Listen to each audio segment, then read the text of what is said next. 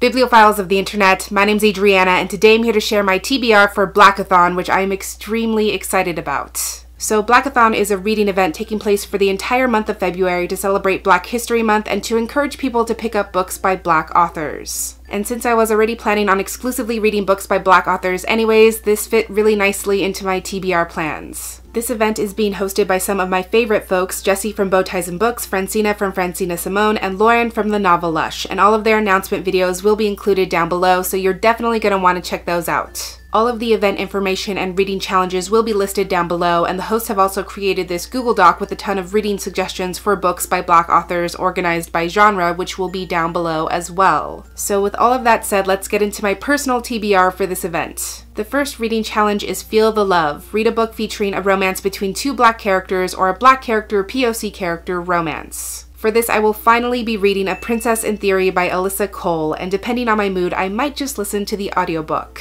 This is an Own Voices romance about grad student / young professional Naledi Smith, who keeps getting these emails claiming that she's betrothed to some African prince. As a former foster kid and a staunch believer in scientific proof, she knows better than to fall for these tricks, and every time another email comes through, she just hits delete. On the other side of that interaction is Prince Thabiso, sole heir to the throne of Tesolo and dutiful to a fault. At the moment, his top priority is his marriage, which leads him to track down his missing queen-to-be. But when Naledi mistakes him for a commoner instead of a prince, he cannot resist putting his royal reputation aside and seeing where this goes. I have been wanting to read this for a very long time, and if I end up loving this and flying through it, I might just pick up the companion novella Once Ghosted, Twice Shy, which is very queer and everything I need in life. Next challenge is Wakanda Forever. Read a graphic novel or comic with a Black or African protagonist. I knew exactly where I wanted to go for this, and I've chosen to read the first volume of Destroyer by Victor Laval and Dietrich Smith.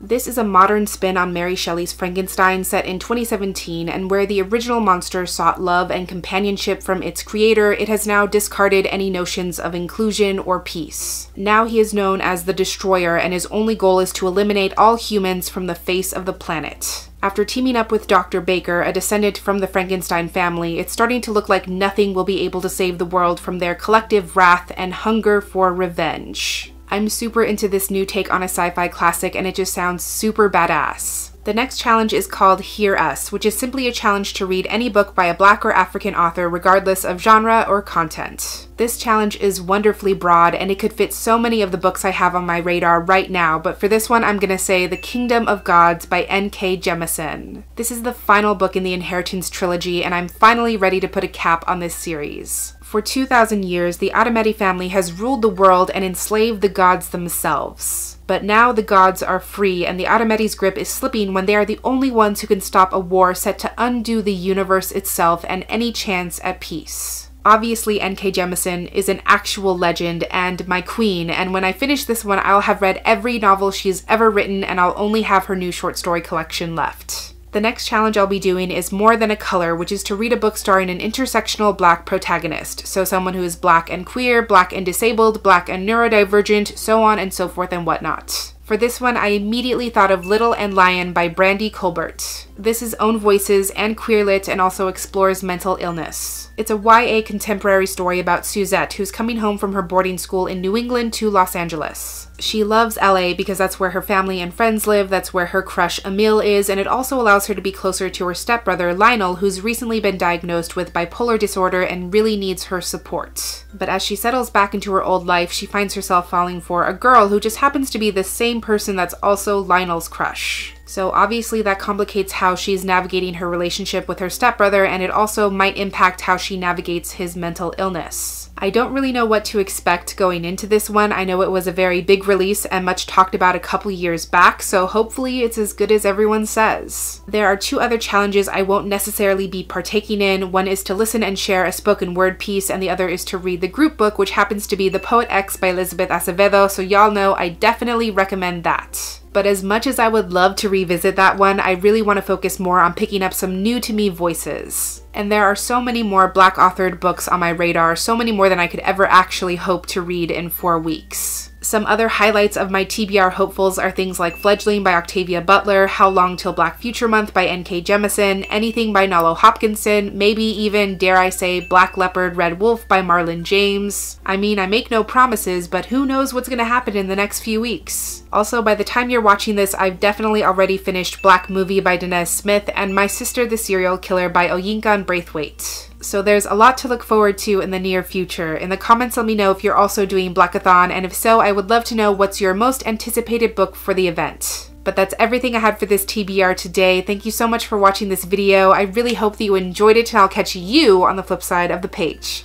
Bye!